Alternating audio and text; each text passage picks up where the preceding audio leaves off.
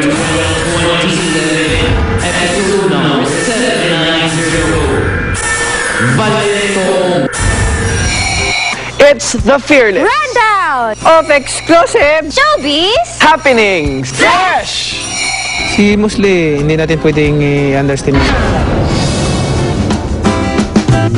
Noong Wednesday, Feb 9, tumulak patungong US si Sarangani representative at 8th Division World Champion Manny Pacquiao. Magsisimula na kasi ang promotional tour nila para sa laban nila ni Sugar Shane Mosley. Isa sa nakatakdang bisitahin ng People's Champ ang Washington, D.C. kung saan posible daw niyang umano'y ma-meet ng personal si US President Barack Obama. Fresh! Lahat mga Pilipino na makaharap natin ang presidente ng Amerika at then makapunta tayo sa White House. Excited kami, oo. Kasi parang napakalaking bagay para sa amin na imbitahan kami at saka makita siya in person. Well, bahala na kung anong mapag-usapan namin. Siyempre, unang-una dyan yung kung ano may tulong niya sa Pilipinas. Fresh na fresh! Sa Amerika na rin, magse-celebrate ng Valentine's Day ang mag-asawa. May plano na ba para sa araw ng mga puso? Fresh! Magkasama naman kami. Nax. Valentine's daw. Alin? Sundan si Queenie. Ala. Hindi naman namin in-expect yung regalo sa isa't isa. Basta as long as happy kaming dalawa, ganyan, magkasama kami. Yun yung the best gift para sa aming dalawa. Fresh na fresh! Mananatili sa Amerika ang mag-asawang Manny at Jenkay Pacquiao hanggang Feb 18. At sa pagbabalik nito, training naman ang atupagin niya para sa May 7 bout nila ni Mosley. Fresh! 1 month before the fight, kailangan isang buwan para maka-adjust pa sa klima. Ngayon pa ba ako kakabahan? Naka-8 world titles na tayo. Tama. Kayang-kaya niya yan, kayang-kaya. Basta as long as mag-ensayo ng mabuti, yung training, kailangan 100%. So, Maharap naman po ako sa isang pagsubok sa larangan ng boxing. Sana lagi niyo akong suportahan at ito ay para sa karangalan nating mga Pilipino. Fresh na fresh! Samantala, the media tour for the Pacquiao-Mosley fight has kicked off yesterday at the Beverly Hills Hotel in Los Angeles, California. Excited na po para sa press tour namin, para sa fight ko against Mosley this coming May 7. Mula LA, tutulak ng Las Vegas at New York si Pacman bago dumiretso sa Washington, D.C. kung saan inaasahan ang pagkikita nila ni US President Barack Obama. Fresh! Happy Valentine at sa aming The Who, hindi ito Valentine story, hindi ito love story dahil The Who ang Papi newcomer na ito na parang uhaw sa datong. Teka muna, Hindi ako yan, may level pa ba sa'yo? Hindi ako yan. Okay, so ano gagawin natin sa uhaw sa datong na I-rate Papi? sa aming tahu.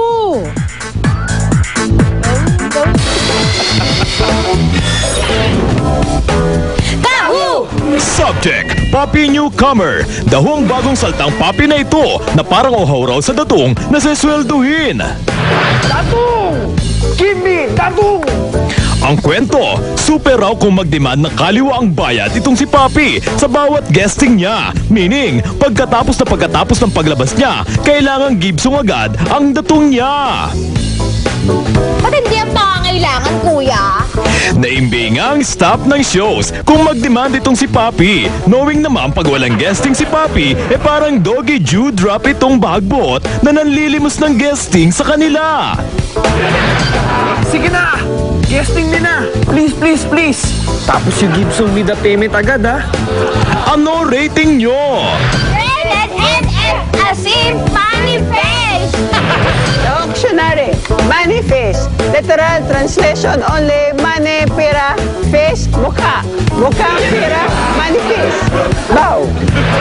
Daho si Papi na uhaw sa datong. First, we were afraid. We were petrified. Pero isinogo namin siya sa name song na Ferds Juris. Yun na! Fresh! Fresh na fresh! What was the last sweet BBM that you sent to her? Kasi tawagan namin Bems. Sabi ko, Bems, kumusta ka na? Alger Abrenica and Chris Bernal, collectively known as Alcris, na siyang bansag ng mga tagahangang sumusuporta sa kanila nung Starstruck Season 4. Kahit may kanya-kanya silang soap at on-screen partners, hindi maitangging may kilig pa rin ang dalawa na magkasama sila sa isang event kamakailan. Fresh! Nakakatuwa, syempre. Ewan ko, namiss mo ba ako? Oo naman, actually, si Chris, nagpapasalamat po talaga ako. Siya yung nag-invite sa akin dito eh. Siya yung nagbukas sa akin dito. Hindi siya galing sa Artist Center. So, natutuwa ako kay Chris kasi gumawa siya ng plan para magkita kami muli. Anong na-miss nyo? Anong na-miss nyo? Fresh na fresh! Ang host na nasabing event na si Chris Aquino, hindi na iwasang kiligin din sa dalawa. Fresh! Okay naman kami ngayon. Na-miss nyo isa't isa eh. Yeah. So, gano'n katalas kayo mag-BBM sa isa't isa? Yun na yung parang text talaga namin. Kasi, ang bilis ng instant messaging sa BBM eh. Siya delay. Kumaga, pag sinend mo, bagal na rin siya, marireceive na yan. Isahan. Oh, winner! What was the last sweet BBM that you sent to her? Kasi tawagan namin Bebs. Sabi ko, Bebs, kumusta ka na? Kasi pinag-inabatan ako dyan. Nung birthday niya, na-text mo ako by mistake. Yes, Yes, at sabi ko sa kay Aljur, si Chris Aquino to, hindi si Chris Bernal. Kasi sinabi na, Bebs, happy birthday. Diba? So yun talaga tawagan yung dalawa. Okay. Fresh na fresh! Chris is aware, however, that Alger is being linked to Robin Padilla's daughter, Kylie Padilla. Fresh! Piling ka kay Kylie. Nagte-text daw kayo. Ano ba yun?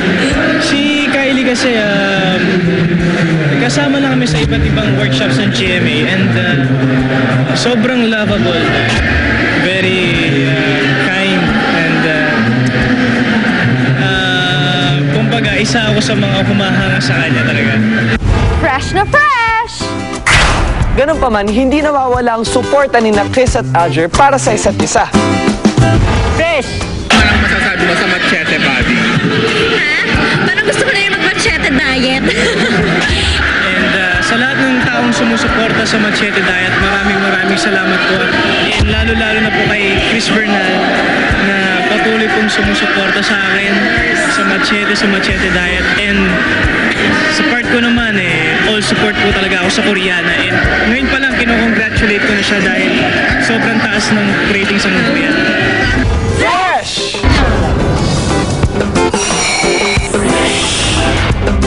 Okay. Mula kay Machete, punta tayo sa Machete.